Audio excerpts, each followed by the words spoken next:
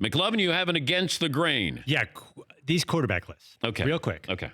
They're idiotic. Do we have against the grain music? There you go. All right. Okay.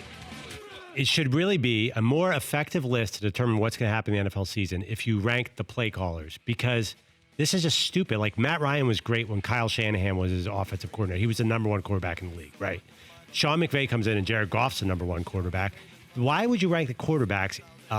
You don't do it, irregardless of who's around them and who their play caller is. It's just the dumbest thing of all time. Like, there's no reason, like, you can't even put Dak Prescott in the same list. Like, who's a better quarterback depends on your team and your play caller. Yeah, and all these lists make no sense. If Zeke Elliott is not in the backfield with Dak Prescott, he's a different quarterback. Yes. And if Seattle is not running the football, Russell Wilson is a different quarterback. And if Carson Wentz doesn't have that dream team of coaches with Frank Reich and Doug Peterson and et cetera. Yeah.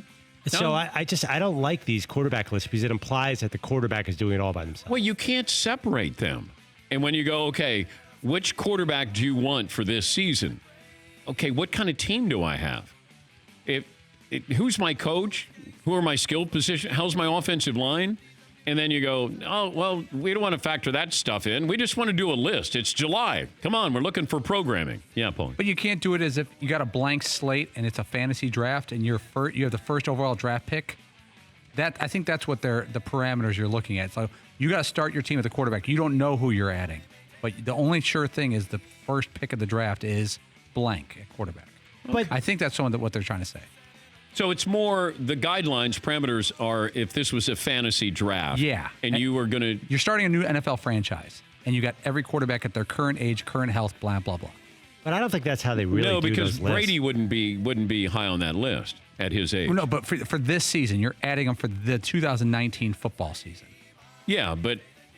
You said if you're starting your franchise. I should say for the 2019 Okay, year. yeah. But say you're the Dolphins. Like, Drew Brees isn't going to do anything for you, but he's going to be great for the Saints. You know, it's like it's all situational. You need the right situation. And what happens if Seattle said to Russell Wilson, we want you to throw it every time down the field? Well, he probably would, but he's not at his best when he throws the ball like the other quarterbacks. Okay, so you don't think he could explode if the offense opened it up? They want to be conservative. No, they want to run the football.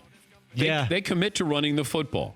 Yeah. They ran the football, played defense, and then he would sprinkle in some great plays. I don't think he's let's look at him like Patrick Mahomes, and we want you to throw 50 touchdown passes. How do we know he couldn't do it, though? Maybe he could. He's great efficiency numbers. Pete Carroll has not allowed him to do it. And he's seen him play at a very high level. And Russell Wilson will be a Hall of Famer when it's all said and done. So he knows what appears to be best for him. And yet he's done none of these lists. He's not in top 5 of any of these quarterback lists. I don't know how much this matters to these guys. Now, would it matter to Rodgers and Drew Brees? Yes. I'm guessing that they would take it personally. But they played with a chip on their shoulder their entire career. Brady would probably, maybe not so much now because he knows he's the GOAT. But for a long time, he had a chip on his shoulder, even when he was winning Super Bowls. Ben may have a chip on his shoulder, but, if you're saying I got one quarterback this season and he's going to be my fantasy quarterback, well, then I'm taking Patrick Mahomes. Because I'm guessing he'll throw for more yards and more touchdowns than anybody else. And he got Tyreek Hill back. So I don't know if it's... But would he be as good without Kelsey, Hill, and... Well, no, but I get him. I get him with them. If he's my fantasy quarterback, then I get him with Travis Kelsey. And I get him with Tyreek Hill. For more Dan Patrick Show, tune into Audience Channel 239 on DirecTV. Stream for free on BR Live or download the Dan Patrick Show app.